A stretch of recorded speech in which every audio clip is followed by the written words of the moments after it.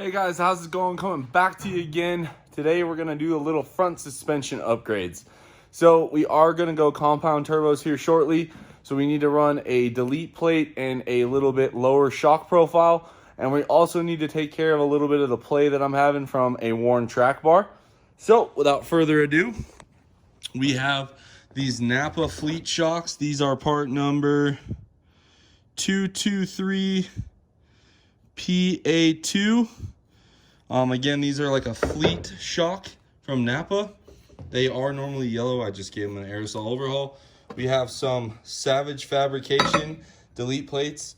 Bradley's a great guy. He's out in California. I usually use his plates on pretty much every truck. And then last but certainly not least, we have our Dodge Off-Road track bar. I believe this is called a Johnny joint. And then this side is just your traditional Heim. I run this on the 05. I've ran it on previous trucks. Works really good. Now, I'm not going to bore you guys too much with this. I'm going to just go ahead and get the shocks pulled out. It's pretty simple. When you're doing the passenger side, it's much easier with a second gen. Basically, I disconnect this stem off here. Then I'm going to pull the 315 mil nuts that hold the tower on. Pull the tower off, then pull the shock out. It's kind of hard to see, but basically right up in there, that hole right there is your shock bolt. There, it's welded on the other side, so all you gotta do is zip those out. And then on the driver's side, it's a little tighter. Again, what I do is just take the stem nut off, and then I will do the 15 mils on this one. You can get an impact in on these two. And then I do find it much easier to get this one out with like a ratcheting box end. So we'll go ahead and get those pulled out. Then once you get that bolt, just pull them up and out. I will say about 18 inches of extension on an impact gets those pretty freed up. So that's the configuration I use. All right, as you can see by the severe height discrepancy, this one is blowed. It doesn't even rebound. So this one looks like it's still in decent shape. And for a little comparison for you guys, here is our NAPA shock. So side by side, you can see here, looking at it with a tape measure, basically we're gonna go to the bottom of that nut. We lost 7.5 inches, and the towers are about 5, so we lost 2.5 total travel, but that's okay. We're gonna put limiting straps in here anyway, so these ones will work. I also have the Ranchos as well. Those just showed up today. RS99283. I've used these on the 05. This one is going to be, excuse me here, about 20 inches fully extended. So if you guys look here, the difference, about 4 inches different on full extended height, and about, let's see, about 3.5 inches shorter than stock. So any of these shocks will work. Now that I'm looking at it though, I think these Ranchos might be the way to go. We have these on the 05 in the front, and I already blew one out, but I think it was because it was bottoming out quite a bit.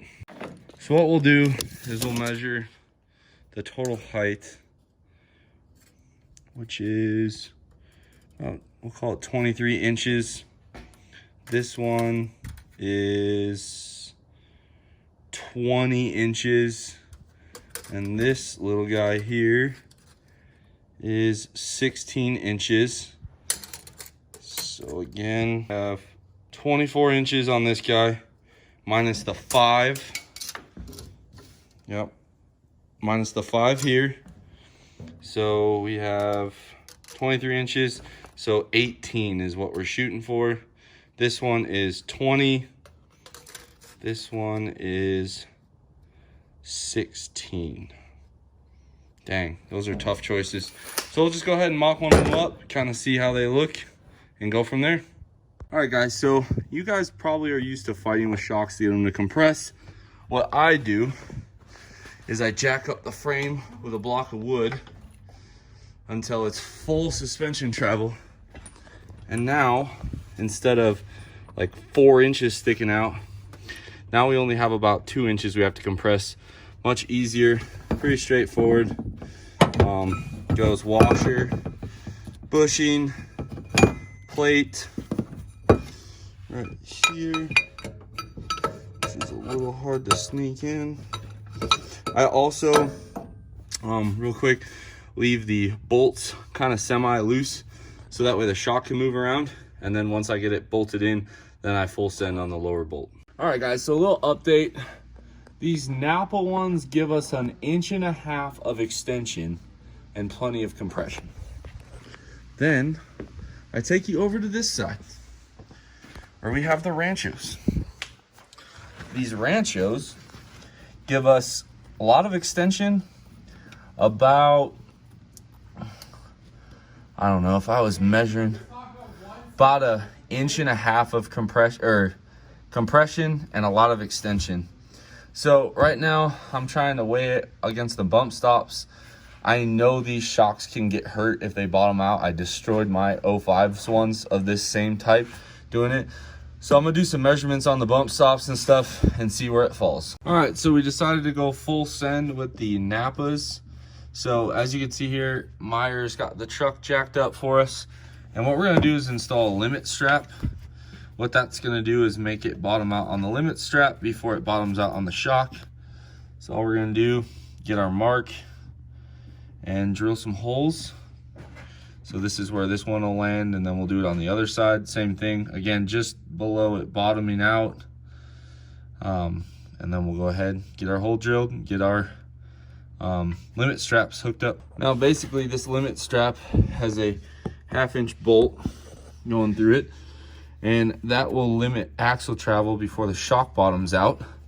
Basically what these do is it stops all the weight transfer pulling off the front end. On a 4-wheel drive, these have really helped me personally with 60-foot times and also dirt drags.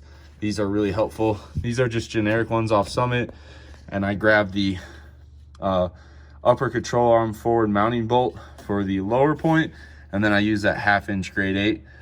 And then we'll go ahead and put our delete plates in. I got to do this to the other side, pull that Rancho out, and we'll see how these NAPAs ride. All right, so we got our NAPA Shocks in with our Savage Fab delete towers. We got our other limit strap in. Basically, I guessed on the first one, measured it on the second one to make sure it's in the same spot. And basically these do get tight before the shock bottoms out. Now, this is probably not recommended if you like a nice ride, but when every light could possibly be a drag race, you need to make sure you're ready. Now on the Dodge off-road track bars, it's pretty simple. What I do, I pull the old one out, which is 2 bolts, and then I measure on the factory one from eyelet to eyelet. Since this truck hasn't been lowered, we're gonna have a factory length track bar. I set it to that same measurement. I put red Loctite on this jam nut and install it. Pretty simple. This will be the driver's side. This is going to be the passenger side. So I'll get the old one pulled out. Again, 2 bolts, really easy. All right, so here's our factory track bar. As you can see, pretty crusty, pretty beat to hell.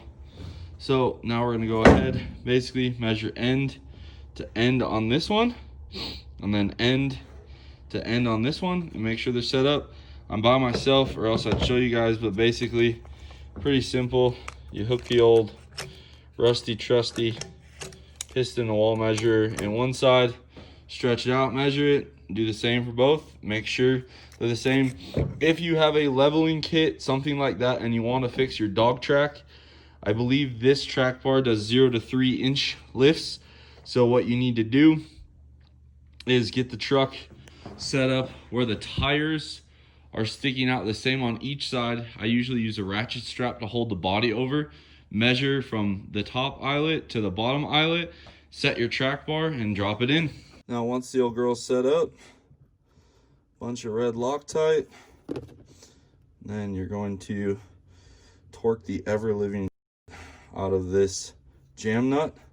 Make sure this heim and that Johnny joint are on the same plane. That way it's not binding up in there. And you get that there. And then I just use 2 crescent wrenches, tighten it up, and we'll drop it in. And then I don't remember what the torque spec is on these. I do know I add a little bit of red Loctite. I have had the lower bolt, this one on my 05, actually rattle out. So I would recommend a little red Loctite on both of the mounting fasteners. Something I want to touch on, because I have 4th gen steering on this truck, I did have to drop this tie rod end to get access to that bolt. Not a big deal. Just turn it and basically take the nut off, hit this part with a hammer, push it down, and then obviously to put it back in, we'll put this in, jack it up so it has tension, tighten this nut down, and we got her installed. So we got our Dodge Off-Road track bar all set up and our steering re-hooked up.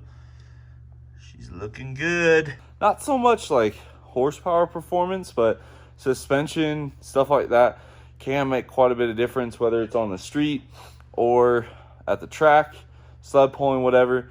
I love running limited straps even on a street truck. Again, it just stops that huge weight transfer, keeps weight on the front tires.